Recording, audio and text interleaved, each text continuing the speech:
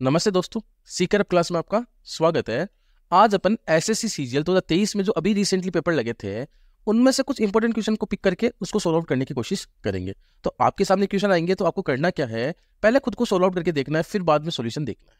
तो पहला क्वेश्चन आपके सामने है, पढ़िए ध्यान से, सोल्व आउट करने की कोशिश कीजिए कि इसका आंसर क्या होगा। यदि आपने सोल्यूशन कर लिया है तो देखो बोर्ड पे आपको क्या बोला है कि रहीम की वर्तमान आयु उसकी पुत्री सविता की वर्तमान आयु की 5 गुनी थी। जो रहीम की जो आयु है, वर्तमान आयु, वो सविता की आयु की 5 गुनी, यानी ये 5 गुना है। तो बराबर करने के लिए क्या करूंगा, इसको 5 से गुना करूंगा, हाँ या ना, तब क्या हो जाएगी, दोनों की आयु बराबर हो जाएगी। फिर आपको बोला है कि अब से 7 वर्ष बाद में, 7 वर्ष बाद की बात कर रहा है, तो रहीम तो 7 साल बड़ा हो जाएगा और सविता भी क्या हो जाएगी, 7 साल बड़ी हो जाएगी। सबसे पहले ये काम कर लिया करो, हाँ या ना, दोनों को क्या करना है, आपको 7 साल बड़ा कर देना है। फिर आपको बोला कि 7 साल बाद में रहीम की आयु सविता की आयु की 3 गुनी हो जाएगी। जो रहीम की आयु है वो 3 गुनी हो जाएगी। बराबर करने के लिए फिर से क्या करूंगा, मैं इसको 3 से गुणा करूंगा, हाँ या ना, तक हम तो जानते हो। अब देखो आपको निकालना क्या है, रहीम की वर्तमान आयु निकालनी है, आपको आर की वैल्यू निकालनी है। किसकी वैल्यू निकालनी है, आर की वैल्यू निकालनी है। जब मैं इसको सोल्व आउट करूंगा तो यहाँ पे एक एस आ रहा है, सविता आ रही है, हाँ या ना। इस सविता को हटा के यहाँ पे यदि मैं आर ले आऊंगा तो आपको कुछ करना ही नहीं पड़ेगा। देखो कैसे करेंगे, यहाँ पे एस आ रहा है, एस की जगह मेरे को लाना क्या है, आर लाना है। यहाँ पे क्या आ रहा है, 5 गुना एस आ रहा है। यदि मैं इस 5 को यहाँ पे भेज दूं बाद में तो क्या हो जाएगा, आर बटा 5 हो जाएगा। तो एस बराबर क्या आ गया, आर बटा 5। यानी इस एस की जगह यदि मैं आर बटा 5 रख देता हूं तो एस यहाँ से हट जाएगा। समझ गए क्या मतलब मेरा, यानी यहाँ से एस हटा दिया मैंने। अब इसको सोल्व आउट कर लो बस। यहाँ पे लिखा हुआ है आर प्लस 7 बराबर 3 को आर से गुणा करूंगा, 3 आर बटा 5 हो गया। 3 को मैं 7 से गुणा करूंगा, 7 ही 21 हो गया, हाँ या ना, हो गया। अब देखो आर आर को एक साइड कर लो, यहाँ पे लिखा हुआ 3 आर बटा 5 प्लस का है, इधर आएगा माइनस का। आर में से 3 आर बटा 5 माइनस होगा तो क्या बचेगा, 2 आर बटा 5 बच जाएगा, ये बचेगा बराबर 21 है। यहाँ पे प्लस का 7 है, उसको इधर भेजेंगे तो 21 में 7 के कितना बच गया, 14 बच गया। 2 से काट देंगे 14 को, कितनी बार कट गया, 7 बार। 5 बाद में इधर आएगा तो गुणा, 7 को 5 से गुणा करेंगे कितना गया, 35। यानी आर की वैल्यू क्या आ गई, 35। कितने साल का है रहीम, 5 साल, 35 साल का। कितने साल का, 35 साल का। आगे वाला क्वेश्चन आपके सामने है, जल्दी से पढ़िए और सोल्व आउट करने की कोशिश कीजिए। ये वाला सवाल हो गया क्या सबसे, वर्त के 2 सवाल पूछे थे, दोनों में एक साथ करवा दूंगा।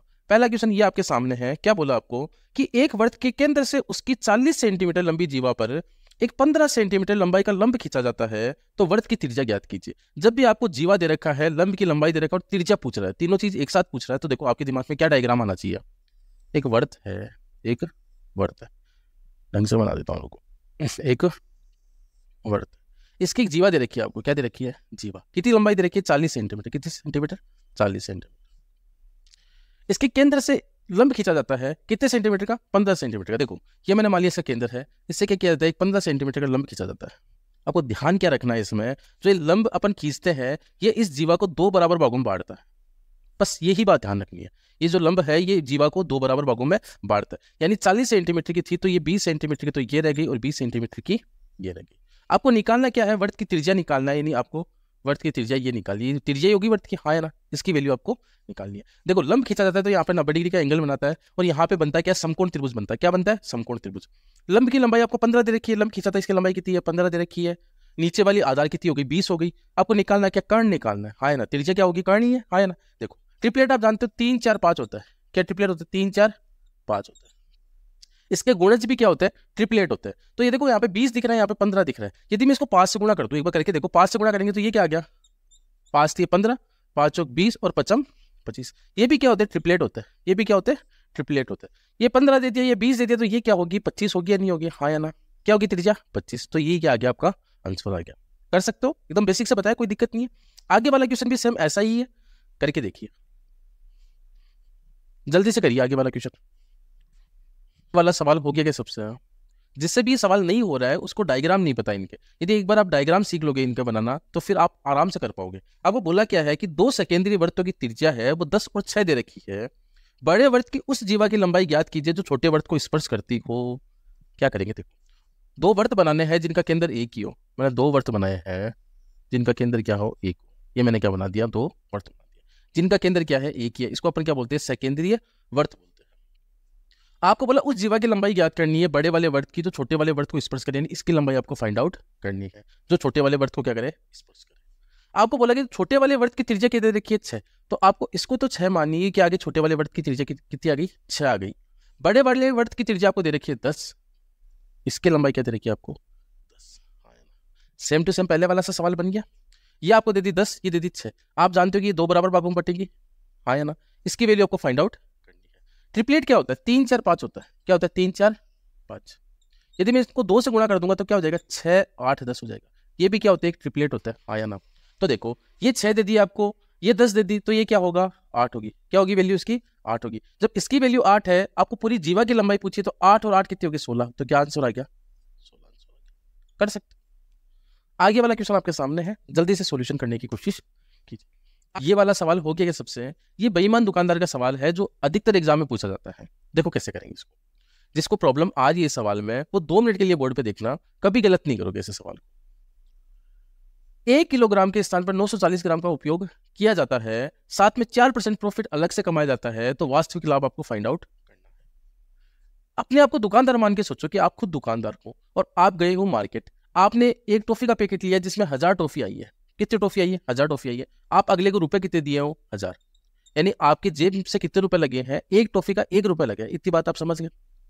आपने क्या सोचा कि मैं 1000 टॉफियों को 4% प्रॉफिट में बेचूंगा, यानी 1000 रुपए की वस्तु को मैं क्या करूंगा? 1040 में बेचूंगा। ये तो करोगे आप, तब क्या होगा? आपको प्रॉफिट हो जाएगा।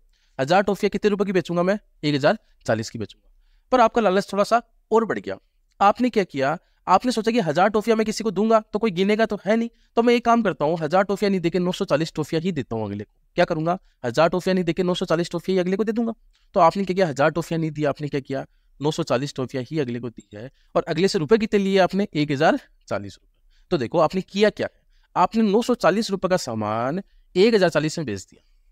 940 का सामान 1040 में बेच दिया। आपकी जेब से कितने रुपए लगे थे? 940 यानी ये तो क्या आ गया? क्रय मूल्य आ गया। आपने बेचा कितने रुपए में? 1040 में। ये क्या आ गया? आपका विक्रय मूल्य आ गया।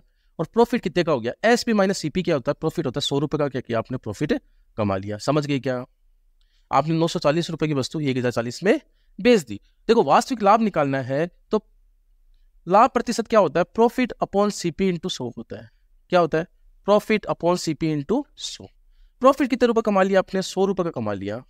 आपकी जेब से रुपए कितने लगे थे? 940 रुपए लगे। ये क्या आ गया? क्रय मूल्य आ गया गुणा 100। 1 0 से 1 0 काट दूंगा। 1000 में 94 का भाग देना है, दे दो। 1000 में 94 का भाग कितनी बार जाएगा? एक बार जाएगा। कितना आ गया? 94 आ गया। कितना बच गया? 6। फिर मैंने 0 उतार लिया। भाग नहीं जा रहा तो यहाँ पे क्या लगाना पड़ेगा? एक 0 लगाना पड़ेगा। फिर पॉइंट लगाया तो यहाँ पे 1 0 लगा दिया। कितनी बार जाएगा? 6 बार। तो 10.6% का क्या कर रहे हो आप? प्रॉफिट कमा रहे हो। कोई दिक्कत ही नहीं है, कर सकते हो। आसान सवाल है। आगे वाला सवाल आपके सामने है, जल्दी से सॉल्यूशन करने की कोशिश कीजिए। ये वाला सवाल हो गया कि सबसे क्या बोला है कि यदि डी है वो त्रिभुज एपीसी में बीसी का क्या है? मिड पॉइंट है, मध्य बिंदु है। कोण ए बराबर 90 डिग्री दे रखा है, तो एडी का रिलेशन बीसी से क्या है ये आपको निकालना है। देखो समझो मेरी बात, पहले डायग्राम बनाते हैं। त्रिभुज एबीसी में बीसी का मध्य बिंदु डी है और कोण ए क्या है? 90 डिग्री। कोण ए 90 डिग्री, इसका मतलब कौन सा त्रिभुज बनेगा? ये समकोण त्रिभुज बनेगा। कौन सा त्रिभुज बनेगा? ये समकोण त्रिभुज बनेगा, जिसमें ए क्या है? 90 डिग्री। इस ए को मैं 90 बनाऊंगा तो ये बी बन जाएगी और ये सी हो जाएगा, है ना। ए बी सी बना दिया मैंने त्रिभुज। फिर आपको बोला है जो डी है वो बीसी का मध्य बिंदु, इस बीसी का मध्य बिंदु क्या है? डी है। आपको रिलेशन किसका निकालना है? इस एडी का इस बीसी से रिलेशन निकालना है। अब जिसने थोड़ा बहुत पढ़ा है समकोण त्रिभुज के बारे में, उसको ये पता है जो डी है ये परिवर्त का केंद्र है। परिवर्त क्या होता है? देखो परिवर्त यानी जो बार जो वर्त बनेगा उसका जो केंद्र बनेगा वो क्या बनेगा? डी बनेगा।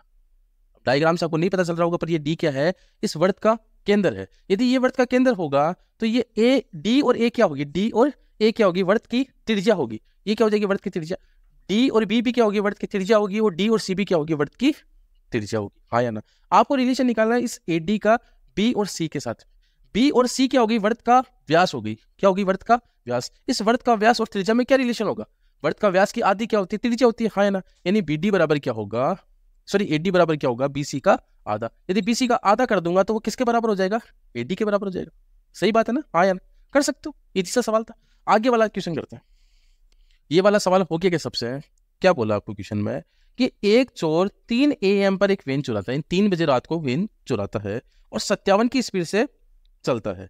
4 बजे सुबह 4 बजे चोर का पता चलता है और मालिक 76 किलोमीटर प्रति घंटे की चाल से अन्य वेन से उसका पीछा करना शुरू करता है, तो वह चोर को कितनी बजे पकड़ लेगा? देखो रात को चोर 3 बजे मान लो यहां से चोरी की उसने, वो जा रहा है 57 की स्पीड से, यानी 4 बजे तक कितने किलोमीटर जाएगा? 57 किलोमीटर प्रति घंटे का मतलब क्या होता है कि 1 घंटे में कितने किलोमीटर? 57, यानी वो 57 किलोमीटर दूर पहुंच गया। कितनी दूर पहुंच गया? 57 किलोमीटर दूर पहुंच गया। 4 बजे किसको पता चलता है? मालिक को पता चलता है और वो 76 की स्पीड से जाता है। 76 किलोमीटर प्रति घंटे की स्पीड से कौन जा रहा है? मालिक जा रहा है इधर से, चोर भग रहा है इधर 57 किलोमीटर प्रति घंटे की स्पीड से। आया ना? एक ही दिशा में जा रहे हैं तो सापेक्ष चाल क्या हो जाएगी? माइनस हो जाएगी। तो 76 से ये जा रहा है, 57 से वो जा रहा है, यानी मालिक कितनी की स्पीड से उसको पकड़ रहा है? 76 में से 57 माइनस करेंगे, क्या आ गया? 19, यानी 19 किलोमीटर प्रति घंटे की स्पीड से मालिक उसके पास में जा रहा है। हाँ या ना? यही तो होगा। ये 76 से जा रहा है, वो जा रहा है 57 से, तो एक्चुअल में देखने वाले को क्या लग रहा है कि मालिक जा रहा है कितने की स्पीड से? 19 किलोमीटर प्रति घंटे की स्पीड से उसके पास में जा रहा है। मालिक को डिस्टेंस कितनी कवर करनी है? 57 किलोमीटर। हाँ ना? कितनी दूरी? 57 किलोमीटर। 57 किलोमीटर में भाग दूंगा 19 का, यानी दूरी बटा चाल हो जाएगा। दूरी में जब चाल का भाग दूंगा तो क्या आ गया? 3 घंटे आ गया। ये क्या आ गया? समय आ गया। हाँ ना? इन 3 घंटे बाद में मालिक उसको पकड़ लेगा। मालिक स्टार्ट करता है 4 बजे, 3 घंटे बाद में पकड़ लेगा, यानी कितनी बजे पकड़ लेगा उसको? 7 बजे। सुबह 7 बजे क्या करेगा? मालिक उस चोर को पकड़ लेगा। कर सकते हो, आसान सवाल है। आगे वाला क्वेश्चन है, जल्दी से पढ़िए। ये वाला सवाल सबसे हो गया। क्या बोला आपको कि सरसों के तेल का अंकित मूल्य उसके क्रय मूल्य से 25% अधिक है। यदि इसे बिना किसी लाभ या हानि के बेचा जाता है तो इसे अंकित मूल्य से कितने प्रतिशत कम पर बेचा जाना चाहिए? कुछ नहीं करना था। देखो, ये मालूम है कि उसका क्रय मूल्य क्या था? 100 रुपये था। क्या था? 100 रुपये क्रय मूल्य था। आपने उस पर 125 रुपये अंकित कर दिया। कितने अंकित कर दिए? 125 रुपये। कोई आपका फैमिली वाला ही आ गया, कोई आपकी फैमिली वाला ही आ गया, तो आपको ये करना है कि अगले से 125 रुपये तो लेने नहीं है, और अगले को आपको क्या करना है कि 100 रुपये में ही देनी है उसको। क्या करना है? उसको 100 रुपये में ही वस्तु देनी है। यानी आपने 100 रुपये में खरीदी है वस्तु, आपने उस पर 125 रुपये एमआरपी लिख दी। आपकी कोई जानकार आया तो आप ये चाहते हो कि मैं उसको 100 रुपये में ही वस्तु दे दूं, तो आप उसको कितने परसेंट का डिस्काउंट होगी ये आपको निकालना है। कितने परसेंट का डिस्काउंट होगी ये आपको निकालना है। 125 रुपये की वस्तु आपको 100 रुपये में देनी है, यानी कितने रुपये कम करने हैं आपको? 25 रुपये कम करने। कितने रुपये कम करने? 25 रुपये। हाँ या ना? क्या कम करना है? 25 रुपये। 25 रुपये का डिस्काउंट देना अगले को। कितने पे देना आपको? 25 से आ रहे हो 100 पे, 25 से आ रहे हो 100 पे, यानी बेस किसको बनाना आपको? 125 को। 125 पे आप डिस्काउंट दे रहे हो, गुणा 100। 25 का डिस्काउंट दे रहे हो, किस पे दे रहे हो? 125 पे दे रहे हो, गुणा 100। 25 से काट दो, 25 पंजो 125 हो गया, और 5 से जब 100 को काटोगे कितना हो गया? 20 पंजो 100, यानी 20% का डिस्काउंट दे दोगे, तब अगले को कितने रुपए मिल जाएगी? सामान 100 रुपए की मिल जाएगी। कर लोगे, कोई दिक्कत नहीं।